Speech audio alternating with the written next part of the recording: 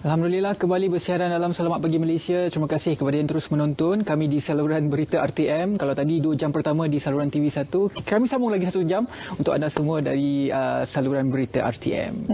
Kalau kita lihat iklan sebentar tadi untuk sentiasa menjaga kebersihan, itulah yang kita cuba ingatkan kepada anda berkali-kali, terutamanya bila kita menghadapi pandemik COVID-19 ini. Untuk menjaga kebersihan itu sedikit lainlah sebab kita menghadapi norma baru seperti kerap mencuci tangan, memakai pelitup separuh muka dan juga menggunakan cecair pembasmi kuman. Selain daripada norma baru itu, ada satu lagi norma baru dalam sektor pendidikan terutamanya. Ramai yang sudah pun beralih ke alam digital, ke alam maya, iaitu sesi pembelajaran dalam talian. Ya, cerita pagi di Sarawak akan memfokuskan tentang perkara tersebut bersama dengan rakan penyampai. Iskandar sudah pun bersedia di Sarawak. Silakan Iskandar.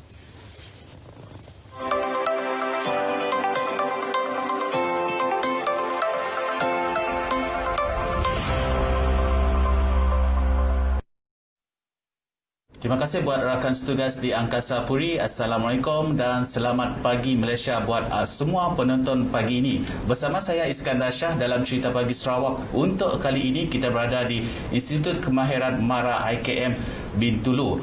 Untuk mengetahui bagaimana cara tenaga pengajar mengajar para pelajar IKM ini secara online dalam tempoh PKPP ini.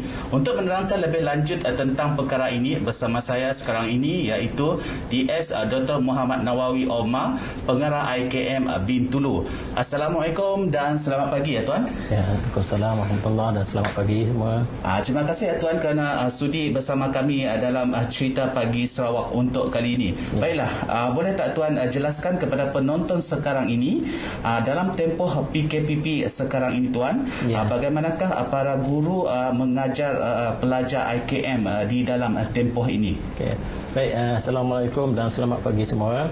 Terlebih dahulu sebelum saya menjawab soalan tersebut, ingin saya maklumkan bahawa dari segi kemudahan internet yang ada di IKM Bintulu ini adalah dari segi kelajuan dia atau speed dia adalah 50 megabyte per second.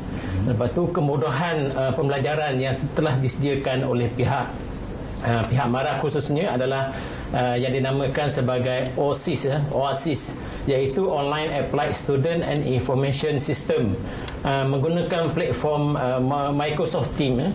Sebab itu semua pensyarah-pensyarah yang ada sekarang ini diwajibkan untuk melaksanakan PDP secara online dalam tempoh PKPP inilah. Jadi semua pensyarah terlibat dalam PDP ini dan untuk permulaan ini adalah pengajaran secara teori dahulu, manakala pembelajaran secara face to face akan dimaklumkan kepada pelajar nanti apabila keadaan pandemik COVID ini akan menjadi lebih reda lagi lah. Sepanjang tempoh PKPP, berapa anggaran para pengajar yang bertugas untuk menjalankan pembelajaran secara online ini Tuan? Okey. So untuk makluman semua penonton bahawa bilangan pensyarah di IKM Bintulu adalah seramai 43 orang yang terdiri daripada 34 pensyarah teknikal dan bakinya 9 orang adalah pensyarah pengajian umum.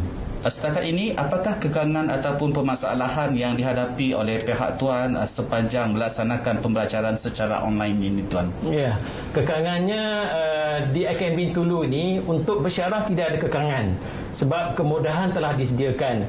Kekangan yang kami hadapi antaranya adalah masalah pelajar-pelajar yang berada di luar kawasan liputan internet, mana di luar kawasan lah. Jadi pelajar tersebut ada sedikit menghadapi gangguan talian lah. Tapi bukan semua. Boleh saya katakan bilangan dia lebih kurang 10% sahaja daripada pelajar-pelajar bermasalah tersebut lah. Itu kekangan yang kami hadapi lah. Dan akhir sekali Tuan, apakah harapan Tuan dalam pembelajaran secara online ini Tuan? Ya, baik. Untuk menjawab soalan tersebut, sekarang ni kita fikirkan bahawa sekarang ni adalah era digitalization dan juga era teknologi IR 4.0.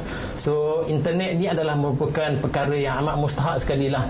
Dalam konteks pembelajaran secara online ini, kami mengharapkan kami telah sebenarnya memohon untuk tambahkan dari segi kapasiti kelajuan internet di IKM Bintulu ini daripada 50 megabyte per second kepada 100 megabyte per second.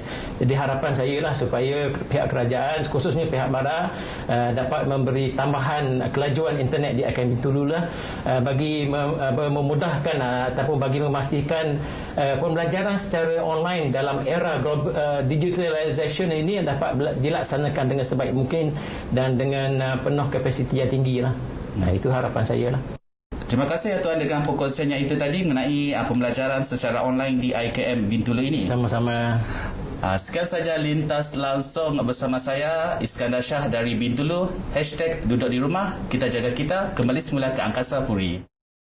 Saya Iskandar langsung dari Sarawak bercerita bagaimana pengajaran dan juga pembelajaran dalam talian. Kalau kita lihat juga Malaysia telah memperkenalkan inisiatif Jendela, iaitu jaringan digital negara untuk mempertingkatkan kecekapan teknologi maklumat supaya cabaran untuk sesetengah orang tidak mempunyai line telefon ataupun masalah line internet itu kita dapat atasi. Ini kerana di bawah Jendela terdapat beberapa peruntukan untuk penambahan menara telekomunikasi terutamanya di kawasan Sabah dan juga Sarawak yang akan dilaksanakan secara berperingkat. Jadi kita harap agar ini akan membantu mereka yang berada di kawasan pedalaman terutamanya untuk mendapat akses internet yang lebih baik dalam kita menghadapi pandemik COVID-19 ini.